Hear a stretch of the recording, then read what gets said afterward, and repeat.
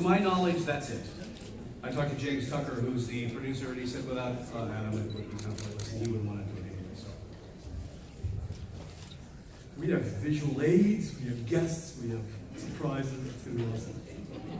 Quick, text your friends and fill the rest of the seats. I'll give you 30 seconds, right? And go. A question already, yes. In the Two-Face one, do we now consider the Catwoman explanation of Lee Merriweather canon?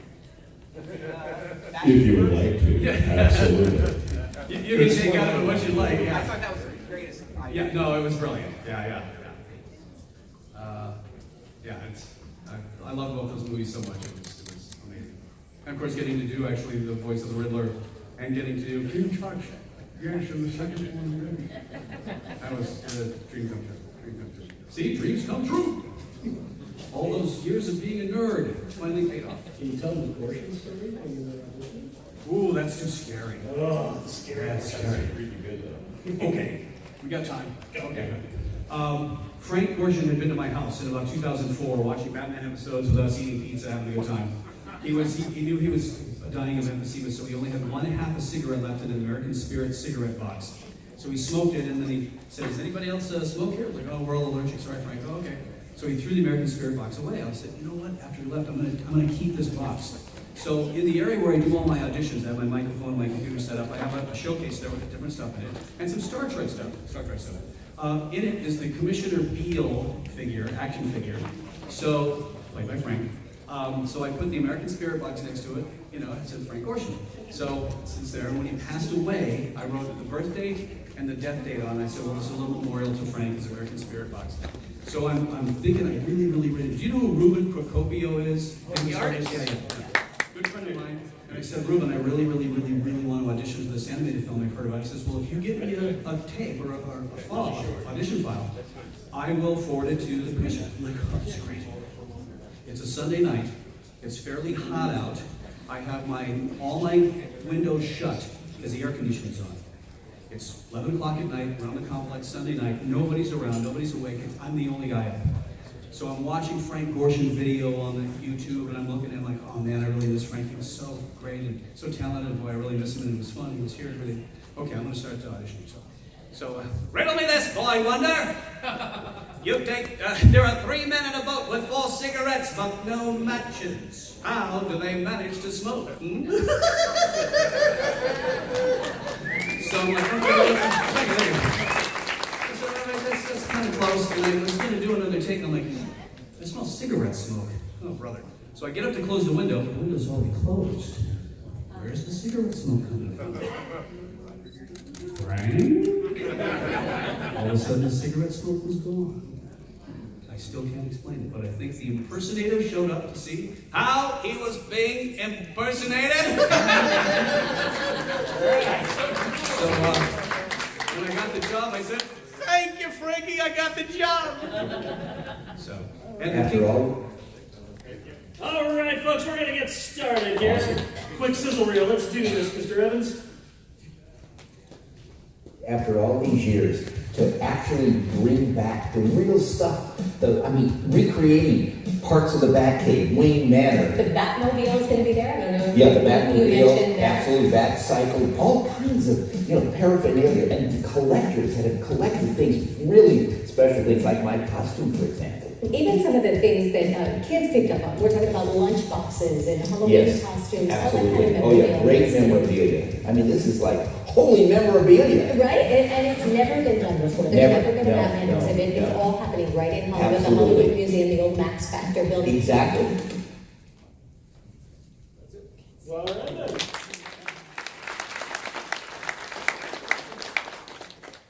All right, well, thank you everybody for coming. We are going to get started here.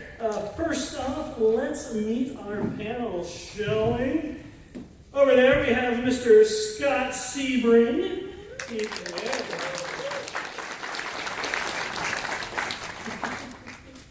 All right, well, let's see. Well, I guess we'll keep him.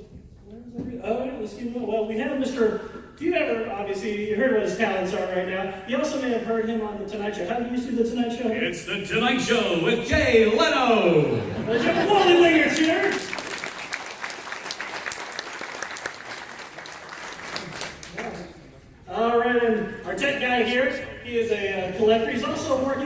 documentary called Beat of the Bat about the music of the Batman television series, Mr. Pat Evans.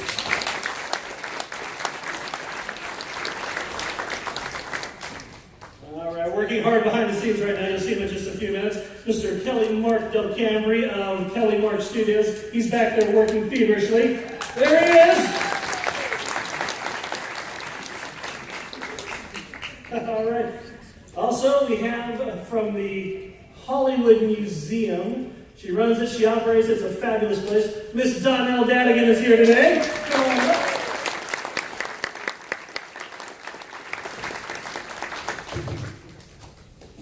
All right, you see him walking around back and forth there. He is the living embodiment of Neal Public Relations, Mr. Roger Neal.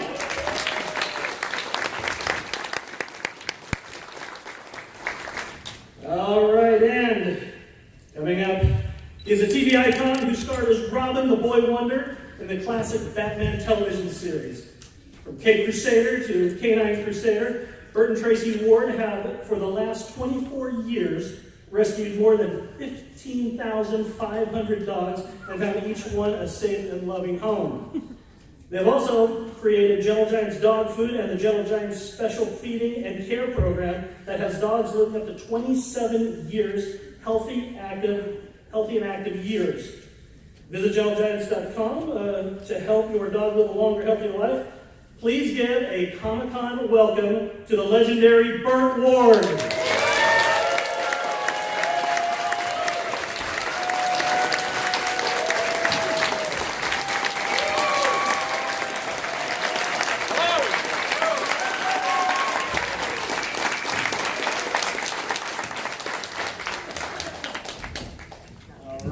Seated, fantastic. Thank you everyone for being here today. All right, well first let's set the table here. Ms. Dadigan, can you tell us exactly what the Hollywood Museum is and where people can find it, what it's all about? Well, you know, the Hollywood Museum was the dream and brainchild of my mom and myself, and it is showcasing over 10,000 exhibits, and we are located in the historic Max Factor building at the corner of Hollywood Avenue and Highland Boulevard in Hollywood, California. All right. Mr. Ward, can you catch us up on what you've been doing recently? Well, I have two movies out from Warner Brothers.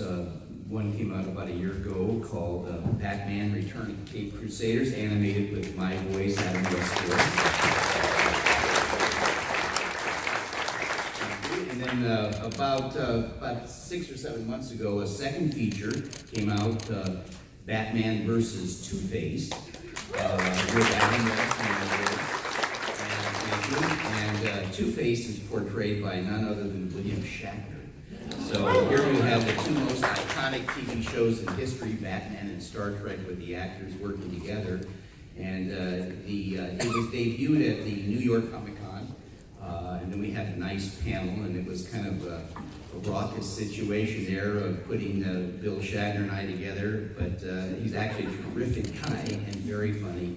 But it was tremendous, and of course, in addition to doing that, as you announced, my wife and I rescue dogs. It's our charity. We don't take any money from it. And we really do. If you have a dog, you should be feeding the food we make, because we have them living up to 27 years. And that's healthy and active, and we take no money from this. It's available all over the country in Walmarts and many other stores. So that's what I'm doing. And I am working on a couple of new projects, but one of these things you kind of want to wait till it gets a little farther along before you talk about it. Outstanding. And Mr. Neal, can you tell us where the idea for the Batman 66 exhibit came from? Okay, well, it's sort of an interesting story very quickly. I have worked with Burt off and on for 36 years. I'm not that old. I'm a lot older than you. And so I was trying to think of something how can I honor Burt, honor Adam, and honor the television series, because like everybody here, I grew up watching Batman, and little did I know I would end up representing Burt Ward one day, which was really phenomenal. He was my first celebrity client 37 years ago, and we worked together for many, many years. So I called Burt and Tracy, and Tracy had an idea, which I think we still will do, is the Bat-Tusi World Peace Day. everybody around the world doing the Batusi as a tribute to Adam, and being led by Burt and some very colorful characters. So I think that's going to be really great. And I said, you know, it's a great idea, but I really had something different in mind. I have like an exhibit in my head, and it's never been done before. So Burt and Tracy gave their blessing, and there's only one place in the world that you could actually do this exhibit, which is at the Hollywood Museum, because she has treasures from the beginning of Hollywood to now. If you've never been there, you really need to go. You really need to go. Donelle is phenomenal at that, with keeping Hollywood history alive. And so she said yes. And that's what started this crazy journey that we've been on. Outstanding. Well, I'd like to add one little thing, if Yes, I sir. may. No, I think it's very nice. Roger really had a fantastic idea, and it's absolutely beautiful. Roger, what you've done is amazing. One of the things, though, that did happen that you might find interesting is one of these things where, by accident sometimes, I'm not even sure it's an accident, people connect in life.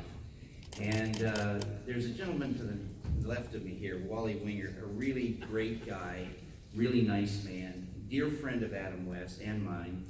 And it occurred that at the same time that Roger was thinking of doing this project, that Wally apparently found a video, a treasured video of Adam West coming up when he hadn't met my ultimate to be wife, Tracy, and kind of disguised himself as a fan coming up to get an autograph.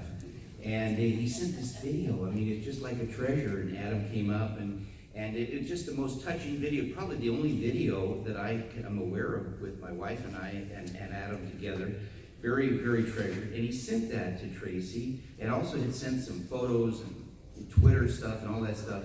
And so when Tracy talked to Roger, and Roger said that he was going to come up with the idea, which we thought was phenomenal, Tracy suggested, well, wait a minute, I've got this wonderful man that has this collection that is to die for. And anyway, and of course there's a lot of other collectors too, but she put Wally and Roger together, and between the two of them, I mean, they are like the dynamic duo. They made this thing really spectacular. So, but it was all because he was such a nice guy to send this without being asked, you know? And it's just that kind of good karma that comes back. Thank you, Burt. What was your first reaction after we approached with this idea? Sorry, let me collect my emotions here for a second. I was, my first thought was, what took him so long? Because I've been looking for something like this to see my entire existence. I would love to go in and see something like so. I'm like, wow, this is fantastic. So Roger and Donelle and Steve Nickelmo, who was the head curator of the museum, and Roger's wife Lynn came over to my house planted Wallywood and looked at some of the stuff that I set up and how I set up the stuff, because I basically live in a museum. Every room has something in it. And they said, yeah, I think this is the right knucklehead, the right guy to actually do this. So we started working on design. Did you say that under my breath? Yeah. My walls have ears, Donelle. Actually, my dog heard you say that. She has a That's keen ear. Roxy. My dog Roxy, who's a 10-year-old collie, 10th generation lassie, by the way, is on Gentle Giants. So I'm going to hold into that 27 years. Absolutely. I don't want to let her go. She loves Gentle Giants, and I can't buy it fast enough because my cat loves it. But it's not. I digress. Anyway, so yes, so I contacted Scott Sebring, who was a good friend of mine for many, many years, who's the head of the Batman message board, Batman 66. I said, help me find some collectors who can put together figures, toys, blah, blah, blah. And then Scott helped me get all the emails and all the collectors. And I think this is the first time you've ever dealt at the museum with this enormous number of collectors, because normally it's like 2 or 3 or 4 people. You know, I'd love to tell you you're right, but we just did an exhibit with 104 collectors. Our record's been broken. So we had about 24 collectors, yeah. But wait a minute, I must say, I've enjoyed each and every one of our 24 collectors. It's really extraordinary because everyone brought something really fantastic to the table and great stories that you can't find them anywhere other than from these collectors, each one of them, and especially you, Wally. Well, thank you. So that's how we did it. We just got the group together and just basically threw this together. So Yeah, and then Wally would lead me to a collector, and I would look at what they have, and I would run it by Donelle, and then that collector would lead me to somebody else, and it's just this incredible journey. of how this all came together. I still can't believe we did it, and I know we did it. But it really wasn't for Donelle, for sure, saying yes to the Hollywood Museum. This exhibit would never have been seen, because there's really nowhere else we could have done it. Really, I don't think that it would have given it the prominence that it has. The museum, Hollywood Museum is an institution, so without that location, I think it would not have been as popular as it has become. Agreed. Scott Sebring. You run the message board there. What did you think had to be in there, and how did you know who to contact? Wow. Well, no, actually, it's like, I've been running this message board for nearly 15 years and developed a lot of relationships with people over that time. So it's kind of like it was just an instant Rolodex in my head. I knew pretty much who had what, and who was fanatical about one thing or someone was fanatical about another, because everybody's got like their specialty. Somebody might be, it's the costumes, I gotta get the costumes, or the cowl, or the utility belts, and somebody who's, got a deed on, like a freeze gun or something like that, and people were like into the music and collectibles. So it was just really contacting my buddies or telling Wally, so-and-so's got that, so-and-so's got that. And would Pat Evans be one of those buddies? Oh, Pat's an instant, yeah. I mean, Pat, I'm speechless when it goes around Pat because he's awesome, literally. Well, Pat, there's a mix of props from the show that are on there. What kind of work goes into, when it comes to making those things screen accurate? What kind of work goes into that, and what are your favorites? Well, the Batman props are great because they're literally like, if a 5-year-old was gonna make a Batman prop, you know what I mean? It was think about it, like if you get, and that's what's great about them. Back then, the state of prop making wasn't what it is today, where they have, they probably have 12 people conceptualizing the Batarangs for 20 weeks before they even do anything. It was whoever the journeyman guys on the Disney Blue lot, I guess, would have been probably built a lot of that. I know they parsed a lot out to the same prop makers who did Lost in Space. So a few of those, like for instance, the Bat computer that's in the exhibit, that was made by the same guys who made Lost in Space, and actually. Who found that one? Oh, Rob, it was Rob. Rob Klein, he found it rotting out in their yard and recognized it and took it and restored it. It's a fantastic job with it. You'll see it at the museum. Yeah, it's amazing. It lights up and everything. Mr. Ward, sorry to interrupt you. Mr. Ward, your Robin costume is there. What was it like seeing it in that environment? Well, at first I look at it and I kind of shuddered because it wasn't the most fun thing to wear. Man was not built for kites. But it did bring back some great memories, and it really was. Well, they also had Batman's costume, and is there, and some of the great things that are there. I mean, I didn't even know that some of these collectors had just such amazing pieces that are the original thing. I mean, you're like there. And one of the things also talk about costumes, not only did they have original costumes of the villains, but they also had recreations of those costumes today, so you could see what it looked like at the time we made it, because the actual costumes themselves, are worn and stuff like that. But then when you see it, and the color is just tremendous, and in the museum is the Batmobile, which took me a while to figure out how Donelle pulled that one off. But the Bat Cycle, I mean, it's all there. It's an incredible collection, and it brought back great memories. Batman is still shown all over the world. It's shown every week. It's on MeTV. There is a whole generation of Bat fans now. And in fact, if you think about it, all these incredible superhero movies, they probably wouldn't have been around if Batman hadn't been the first superhero that took it from comic book to live action. So it's a lot of memories. How did that costume survive the stunt work? Well, actually, that particular costume was one of, they always had 6 at all times. And the reason why is every time we do a fight scene, there's just no way to avoid, things being tough, torn or scuffed up or stuff like that. But I also made my own costume for close-ups because invariably they didn't have it always a brand new perfect one. And when you're doing close-ups, you don't want to have frayed collars and stuff like that. So I literally made one that I use just for that. Now, I don't use it much anymore. I guess trick-or-treating and Halloween and private moments with my wife.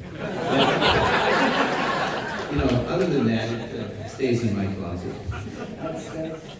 How was your costume being a martial artist as you were? Was it conducive for the fight scenes, or was it kind of tough to work in that? It was like, well, I had my python pants, the tights that nearly strangled me to death. The costume itself, I mean, they did a beautiful job, but just to give you an idea how the people think that work in the studios, they bought Dan-skin tights. Now, Dan-skin tights is a very well-known tight manufacturer, but they bought the heaviest ones. They didn't think about the fact that in those days, lighting, you had these huge arc lamps. Today they have cool lights. They didn't have cool lights. So they bought the heaviest possible tights. And in putting them on, somehow someone in the wardrobe department thought that of the 255 tints of beige, that wasn't exactly the beige they wanted. So they dyed them. And if you know what tights are, the interwoven, when you put dye on them, every single thread now becomes enlarged. So whatever space of air there was no longer. So when Adam and I would put on our tights, it would be like 5 minutes, and we're like, got water running down our leg. It was just not real comfortable. But and then they had a cape. It was double thick bridal satin. That cape must have been about 7 or 8 pounds. So when you have a cape pulling your neck back like this, finally I said, this is killing me. So what they did is they put some snaps on the cape that attached right here on the shoulders and also on the back to take the pressure off. And then they had a vest. It was made of course, it had to be the most expensive wool that penetrated the t-shirt, so I was always being poked by that. So I made him put satin on the inside of the vest. It took a couple of months before finally I was comfortable, and even then with the mask, just imagine a mask, and it looks fine, except that it was designed that the way it fit, my eyelashes kept touching. And you talk about a distraction. Just think if something's touching your eyelashes. So it was something to, and in fact, a funny story. When I screen tested for Batman, I screen tested with Adam West. And there was 1,100 young actors that were interviewed for the part of Robin. 1,100. That's quite a few. I was the only one that screen tested with Adam. I met him 15 minutes before the screen test. And in 5 minutes of speaking to Adam West, the two of us were laughing. And we never stopped laughing. He and I just got along so great. And I really believe that a good portion of the success of our show was the chemistry that the two of us had together. It was, we weren't restrained. Most television shows, they say, well, you do this and you do that, and say it this way and do this. But they were too worried about all these effects not working on our show to bother watching us.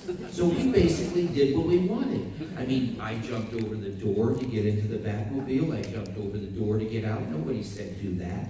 Nobody told me to walk along the fins of the back of the Batmobile to the chagrin of the George Ferris who built it. They thought I was ruining his paint job, and he couldn't say anything because we were filming. I'm walking back and forth, and 2 or 3 takes, and they're like polishing in between. So it was a lot of fun to do that. But the costume thing I wanted to mention was I had done my screen test for doing some dialogue, and I didn't even know I was trying out for the part of Robin, by the way. They just said, my agent said, oh, just go over there. There's something for a young kid. And I went over there, and they said, oh, and they gave me the screen test. Anyway, long story short, all I saw was dialogue that said Bruce and Dick. There was no Dick Grayson, no Bruce Wayne, no Batman, nothing, Bruce and Dick. So I did that dialogue, and I said, well, thank you very much. And I started to leave. He said, wait a minute, no, we're not finished with you yet. we want you to go over to the other side of the soundstage. There's 2 wardrobe men there who are going to help you get dressed. And I said, well, I'm perfectly capable of dressing myself. No, you don't understand. You go over there. Anyway, they put on this most horrendous costume. And all I can remember telling you folks is that when I stepped out to go out the door, to go back to the set, I turned around to these 2 wardrobe guys and I said, let me just tell you, the good news here is in about 15 minutes, I'll finish the screen test and I'll never have to wear this costume again. Famous last words. Next costume is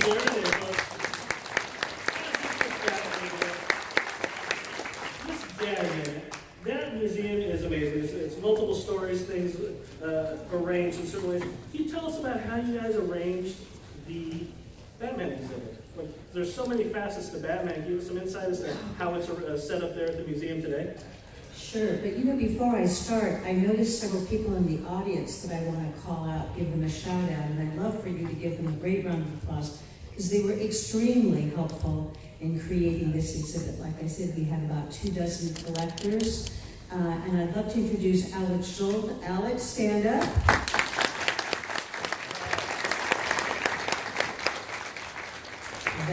Valerie Perez.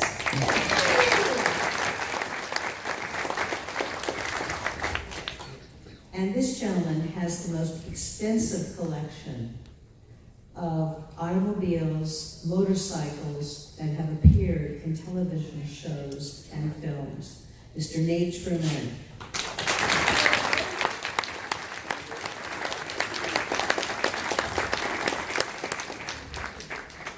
And I know that they're hiding somewhere in the audience, the father and son, Tom Woodruff and his son, David. And you know them from ADI. They do the special effects, and they're celebrating their 30th anniversary this year. So welcome. And I mentioned earlier our Director of Operations, Steve Nipplemore. Steve, stand up and say hello, wave.